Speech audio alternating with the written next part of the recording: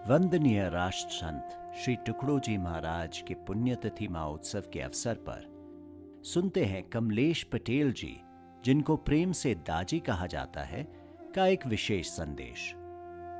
दाजी सहज मार्ग पद्धति के चौथे आध्यात्मिक मार्गदर्शक हैं। सहज मार्ग एक प्राचीन आध्यात्मिक पथ पर आधारित पद्धति है, जिसके मार्गदर्शक 1 सदी से भी अधिक समय से मानवता की सेवा में लगे हैं। दुनिया भर के सहज मार्ग के अभ्यासी दाजी से हार्टफुलनेस ध्यान का प्रशिक्षण और आध्यात्मिक पथ प्रदर्शन प्राप्त करते हैं। दाजी के निर्देशन में कान्हा शांति वनम का भी निर्माण किया गया है, जो कि दुनिया का सबसे बड़ा ध्यान स्थल है। तो आइए सुनते हैं दाजी का ये विशेष संदेश। अखिल भारतीय श्री गुरुदेव सेवा मंडल गुरुकुंज द्वारा आयोजित वंदनीय राष्ट्र संत श्री टुकड़ोजी महाराज के 53rd पुण्य स्मरण के अवसर पर इकट्ठे हुए सभी भाविक गण को मेरा हार्दिक प्रणाम नमस्कार। बहुत कुछ बातें हमने सुनी हैं। हम तो कभी पूजनीय गुरुदेव को मिले नहीं थे, लेकिन आप सब हमें उनके बारे में संस्मरण कराते हैं, उनकी किताबें हमको पढ़ाते हैं, बहुत आनंद होता है। सहज मार्ग फिलॉसफी और उनकी विचारधारा एकदम एक रूप है। वो ध्यान के बारे में कहते थे, हृदय को शुद्ध अभ्यास, एक दूसरे की सेवा, समाज की सेवा, देश की सेवा, विश्व की सेवा, हम सब अभी सब एक है। यही भाव मोर देन एवर आज बहुत खास जरूरी है। हम एक खास समय से गुजर रहे हैं। ऐसा समय पहले कभी रिपीट नहीं हुआ ही नहीं था। हम फर्स्ट टाइम इसका एहसास पूरी दुनिया में कर रहे हैं। बड़ा भारी तनाव है। हर गांव में एक टुकड़ोजी महाराज होना बहुत जरूरी है। उनका होने का मतलब है कि वो हमारे हृदय में अभी भी जीवित है। उनकी विचारधारा, उनका जीवन हमारे थ्रू ही एक्सेप्ट होएगा लोगों में। हमने बहुत कुछ पढ़ डाला अभी तक, जो कुछ उन्होंने लिखे हैं। हर जगह उनका एक ही इंडिकेशन है, जो है अभ्यास और सेवा। तो उसको के बारे में सोचते सोचते मैंने 2 पंक्तियों के बारे में सोचा, और ये है, मंगल स्वरूप तो आप हो। जब हम गुरुदेव को कहते हैं, मेरे गुरुदेव मंगल स्वरूप तो आप हो, हम तुम्हारे दास हैं। सहज मार्ग भी यही कहता है कि हे गुरुदेव, तू ही मनुष्य जीवन का ध्येय है। हमारी इच्छाएं हमारी उन्नति में बाधक है। हम इच्छाओं के गुलाम हैं, लेकिन हम आपके दास बनना चाहते हैं। किसके? गुरुदेव के। उसका मतलब क्या? उनकी सेवा करना है। उनकी सेवा कब हो पाएगी, कैसे हो पाएगी? आप सब बहुत पढ़े लिखे हैं, उनके बारे में बहुत ज्ञान है। उन्होंने जो बताया वही रास्ते पर चले, उसका नाम ही सही दास है। तभी हम उनको सही ढंग से कह सकते कि वो मेरे गुरुदेव है, मैं दास हूँ। यदि मैं दास नहीं, मैं उनकी बात सुनता नहीं, तो उनको गुरुदेव कहने में हमारा कोई भी हक नहीं है। जरा सोचिए,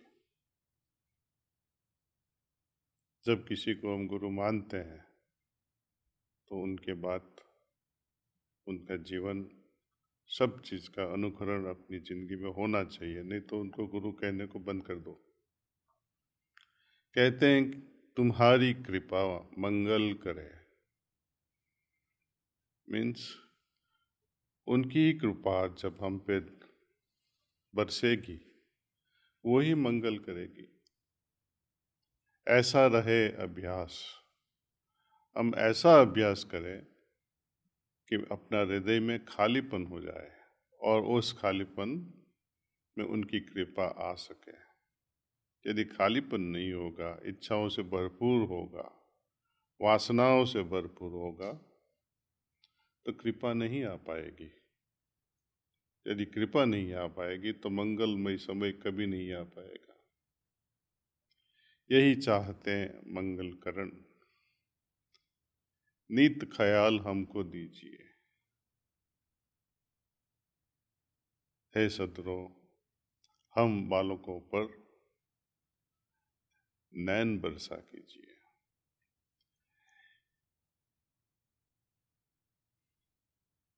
उनके नैन, उनकी नजर हम पे कब बरसेगी?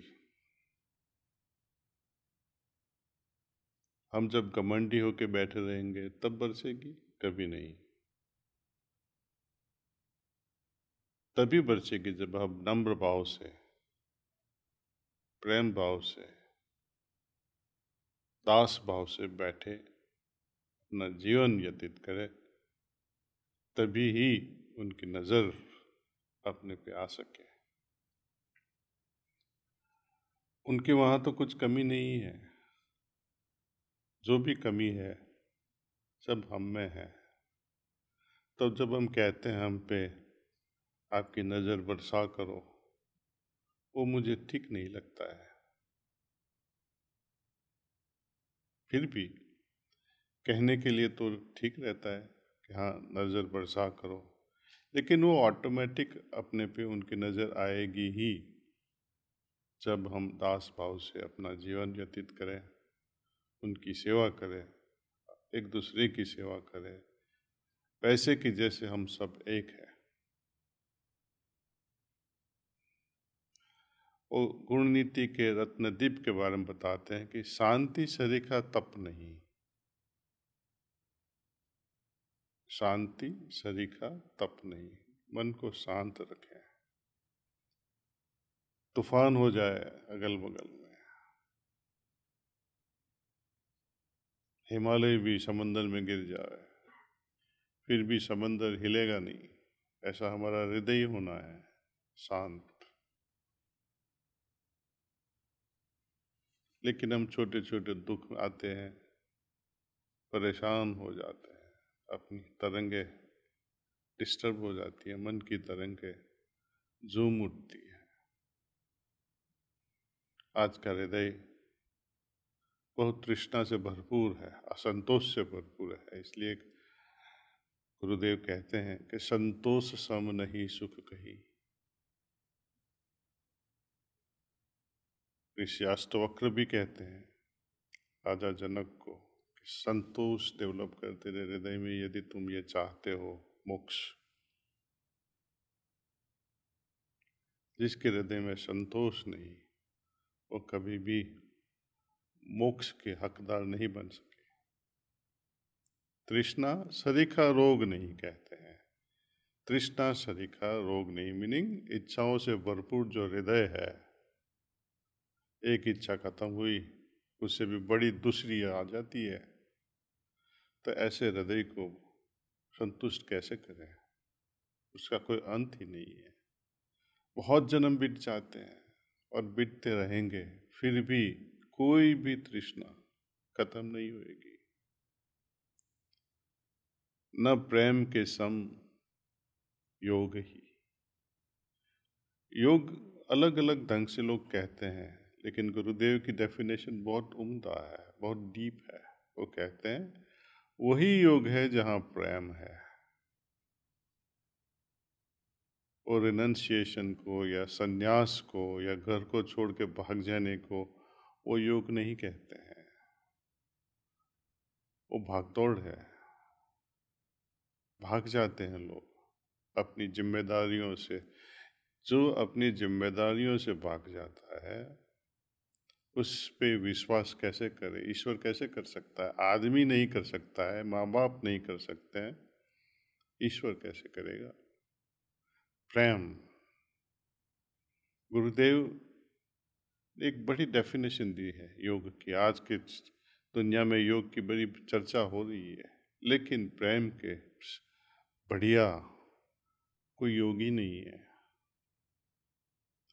ज्ञानी सरीखा मित्र नहीं, अज्ञान समवैरी नहीं। आप सब समझ सकते हैं, बहुत सिंपल है ये।